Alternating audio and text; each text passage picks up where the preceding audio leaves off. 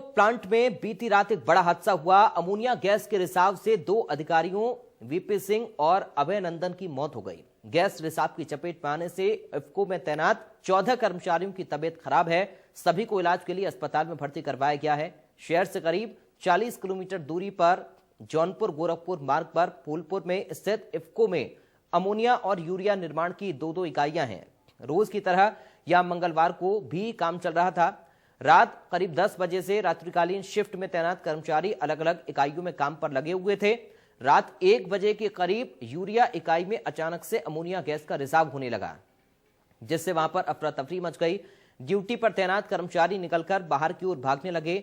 इस दौरान अन्य तो किसी तरह से बाहर निकल गए, लेकिन 14 लोग गैस की चपेट में आ गए, जिससे उनकी हालत बिगड़ने लगी। इसमें से कई इकाई के भीतर ही बेसुध भी हो गए। तो इफ्को प्लांट में अमोनिया गैस लीक होने से हादसा हुआ है।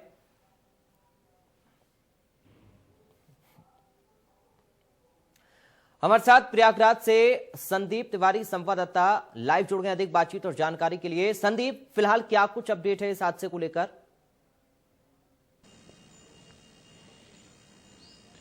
देखिए, अभी जो वहाँ की स्थिति है वो सामान्य हो गई है, स्थिति कंट्रोल में है, लेकिन जब तक ये स्थिति सामान्य हो पाती तब तक 2 लोगों की मौत हो गई और 14 लोगों की स्थिति जो है वो हॉस्पिटल में भर्ती है, उनका इलाज चल रहा है।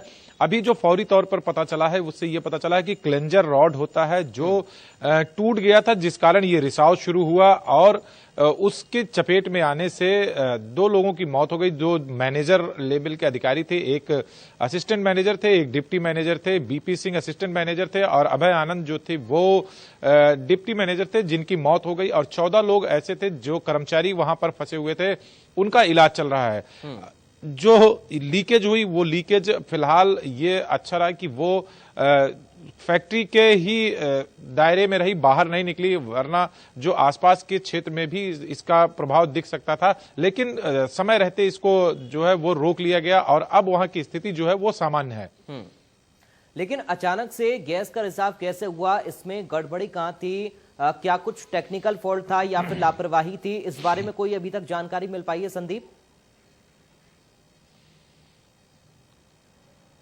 देखिए, अभी कोई अधिकारी फिलहाल इस पर खुलकर बोल नहीं रहा है, लेकिन उनका ये कहना जरूर है कि जो भी स्थिति थी उसकी जांच की जा रही है और ये लीकेज कैसे हुई और ये माने किसी कर्मचारी की लापरवाही थी या फिर कोई ऐसी फॉल्ट थी जिस कारण ये अचानक लीकेज शुरू हो गई, ये जांच के बाद ही स्पष्ट हो पाएगा। लेकिन अभी जो फौरी तौर पर ये पता चला है कि क्लेंजर रॉड होता है जो टूट गया था, जिसके टूटने की वजह से ये लीकेज शुरू हुई और जिसमें 14 लोग की हालत जो है वो खराब है, उनकी इलाज चल रही है और 2 लोगों की मौत हो गई। लेकिन बाकी का जो चीजें हैं वो जांच के बाद ही स्पष्ट हो सकेंगी।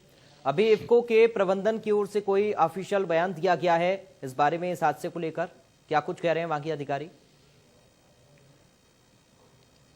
देखिए, अभी वहां के अधिकारी खुलकर कुछ कैमरे पर फिलहाल नहीं बोल रहे हैं, लेकिन उनसे संपर्क करने की जरूर कोशिश की जा रही है और पूरी उम्मीद है कि जल्द ही वो पूरी स्थिति से पूरी मीडिया को अवगत कराएंगे। जी, फिलहाल जब ये हादसा हुआ संदीप, तो वहां पर कितने लोग मौजूद थे अंदर? क्योंकि बताया जा रहा है कि 10 बजे से नाइट की शिफ्ट शुरू होती है और करीब 1 बजे के दौरान ये हादसा हुआ।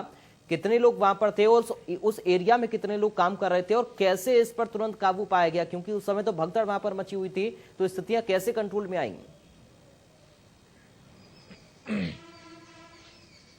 देखिए, अभी स्पष्ट ये स्थिति स्पष्ट नहीं है कि वहां पर कितने लोग थे, लेकिन संख्या बल जरूर 20 या 25 के ऊपर ही रही होगी, क्योंकि जिस तरीके से 2 लोगों की मौत हो गई और 14 लोगों की हालत खराब है, उनके जिनका इलाज चल रहा है, उससे स्पष्ट ये अंदाजा लगाया जा सकता है कि एक जो पूरी यूनिट काम करती है वहां पर मौजूद थी।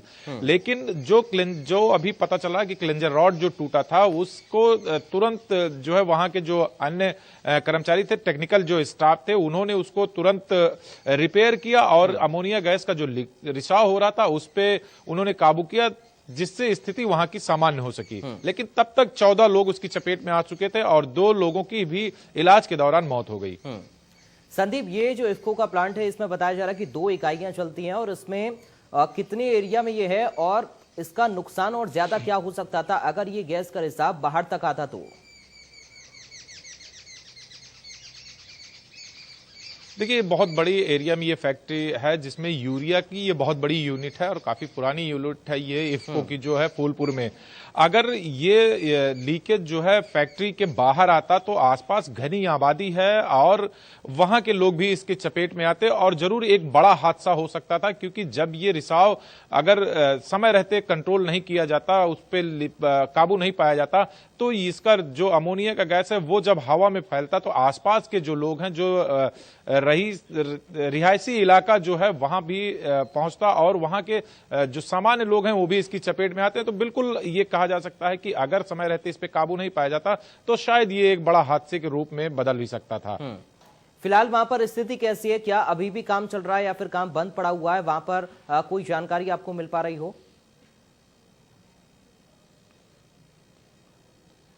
देखिए, अभी फिलहाल वहां पर जो रिसाव की स्थिति थी वो सामान्य हो गई है, लेकिन काम अभी उस तरीके से नहीं चल रहा है। काम को रोक दिया क्योंकि ये हादसा जो है वो घटित हुआ है, लोगों का इलाज चल रहा है और वहां पर ये भी देखा जा रहा है कि आखिर जो है कि अब स्थिति फिर से न खराब होने पाए, क्योंकि अमोनिया एक खतरनाक गैस होती है जिसका दुष्प्रभाव पूरे इलाके में फैलने का डर है। लेकिन फिलहाल अभी वहां पर जो यूनिट है बहुत जल्दी से आखिरी सवाल, नहीं चल रहा, जो वहां लोग पर अस्पताल में भर्ती हैं उनकी हालत कैसी है? है। डॉक्टर्स क्या कुछ कह रहे हैं? क्योंकि गंभीर बात यह है कि 2 अधिकारियों की इसमें मौत भी हुई, तो जाहिर तौर पर बाकी कर्मचारियों की जो स्थिति है उसको लेकर भी काफी अहम हो जाता है कि आखिर उनकी स्थितियां कैसी बनी हुई है, उनकी हालत में सुधार है या नहीं है, कैसी उनकी हालत है। डॉक्टर्स क्या कुछ कह रहे हैं? संदीप,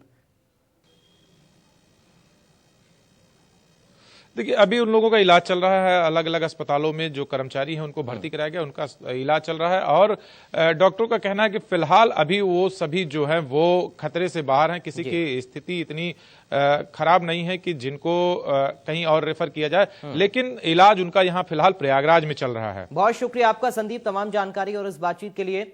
तो संवाददाता संदीप हम तक जानकारी पहुंचा रहे थे। फिलहाल स्थितियां वहां पर कंट्रोल में है, लेकिन फिलहाल इस पूरे मामले की जांच पड़ताल अब की जाएगी कि आखिर यह हादसा कैसे हुआ, गैस का लीकेज कैसे हुआ।